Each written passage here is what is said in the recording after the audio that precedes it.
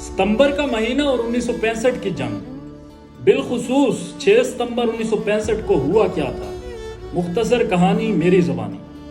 میں ہوں عبد الوہاب اور آپ کو وائسز آف دا ویلی میں خوش آمدید۔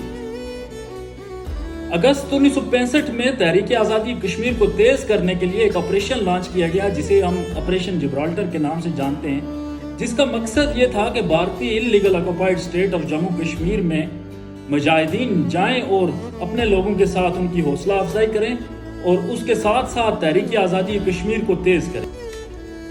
یہ ایک سیکرٹ آپریشن تھا جس میں مجاہدین کشمیر اور لوکل کمیونٹیز نے بڑھ چڑھ کر حصہ لیا، لیکن جب اس آپریشن کی سیکریسی ختم ہو گئی تو بھارت نے مظلوم کشمیریوں پہ ظلم کی انتہا کر دی۔ بھارت نے اسٹیٹ آف جموں کشمیر میں فوج کو بڑھا دیا اور ایل او سی کے ارد گرد کاروائیاں شروع کر دی، جس اسنا میں ایک اور آپریشن لانچ کرنے کی ضرورت پڑی جسے آپریشن گرینڈ سلیم کے نام سے یاد کیا جاتا ہے۔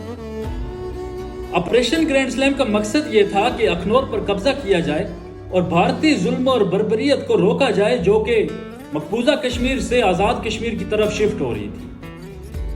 جب آپریشن گرینڈ سلیم کی اطلاع بھارت کو ہوئی تو لال بہادر شاستری جو کہ بھارتی وزیر اعظم تھے، انہوں نے کھلی جنگ کا اعلان کر دیا اور یہ اعلان کیا کہ وہ انٹرنیشنل بارڈر سے پاکستان پر حملہ کریں گے۔ اس موقع پر صدر ایوب خان نے ریڈیو پاکستان کے توسط سے لوگوں کو آگاہ کیا اور اپنی عوام کا جوش اور ولولہ بڑھایا۔ اسی کا ایک آڈیو کلپ آپ بھی سماعت فرمائیں۔ میرے عزیز ہم وطنوں، السلام علیکم۔ 10 کروڑ پاکستانیوں کے امتحان کا وقت آ پہنچا ہے۔ آج صبح سویرے ہندوستانی فوج نے پاکستان کے علاقے پر لاہور کی جانب سے حملہ کیا اور بھارتی ہوائی بیڑے نے وزیر آباد اسٹیشن پر ٹھہری ہوئی ایک مسافر گاڑی کو اپنے بزدلانہ حملے کا نشانہ بنایا۔ بھارتی حکمران شروع سے پاکستان کی وجود سے نفرت کرتے رہے ہیں اور مسلمانوں کی علیحدہ آزاد مملکت کو انہوں نے کبھی دل سے تسلیم ہی نہیں کیا۔ پچھلے 18 برس سے وہ پاکستان کے خلاف جنگی تیاریاں کرتے رہے ہیں۔ پاکستان کے 10 کروڑ عوام جن کے دل کی دھڑکن میں لا الہ الا اللہ محمد رسول اللہ کی صدا گونج رہی ہے، اس وقت تک چین سے نہیں بیٹھیں گے جب تک دشمن کی توپیں ہمیشہ کے لیے خاموش نہ ہو جائیں۔ ہندوستانی حکمران شاید ابھی نہیں جانتے کہ انہوں نے کس قوم کو للکارا ہے۔ ہمارے دلوں میں ایمان اور یقین موقم ہے اور ہمیں یہ معلوم ہے کہ ہم سچائی کی جنگ لڑ رہے ہیں۔ ملک میں آج ہنگامی صورتحال کا اعلان کر دیا گیا ہے۔ جنگ شروع ہو چکی ہے۔ دشمن کو فنا کرنے کے لیے ہمارے بہادر فوجیوں کی پیش قدمی جاری ہے۔ اللہ تعالی نے پاکستان کی مسلح فوجوں کو اپنے جوہر دکھانے کا موقع عطا کیا ہے۔ میرے ہم وطنوں، آگے بڑھو اور دشمن کا مقابلہ کرو۔ خدا تمہارا حامی و ناصر ہو، آمین۔ پاکستان پائندہ۔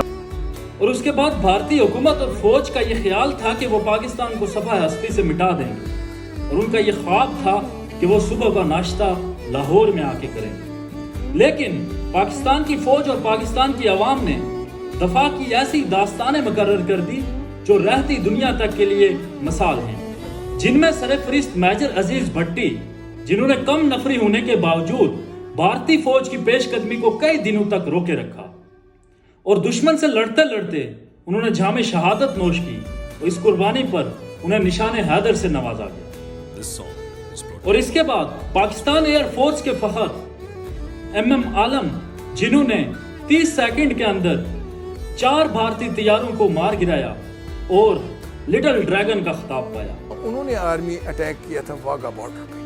البتہ پاکستان ایئر فورس میں 6 تاریخ کو آفٹرنون میں ہم نے پھر سب بیسز کو، 5 بیسز جو فارورڈ بیسز تھے، ان کو ہم نے یک وقت اٹیک کیا ان دا ایوننگ ٹائم، اور اس کے بعد ہم امید کر رہے تھے کہ یہ 7 کو صبح ریٹیلیٹ کریں گے، جو کہ انہوں نے کیا۔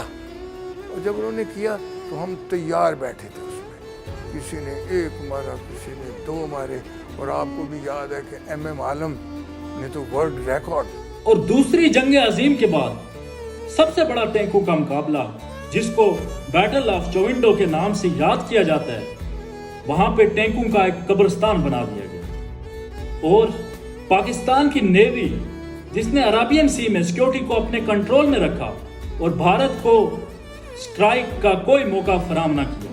یہ تھی وطن پہ جان نثار کرنے والے اور دشمن کے خوابوں پر پانی پھیرنے والے ان بہادروں کی داستان۔ ہم 1965 کے شہیدوں اور غازیوں کو سلام پیش کرتے ہیں اور اس دعا سے آپ سے اجازت چاہیں گے کہ اللہ رب العزت ایک مرتبہ پھر مسلمانوں کو یکجا کرے اور کشمیر اور فلسطین کے مسلمان آزادی حاصل کریں۔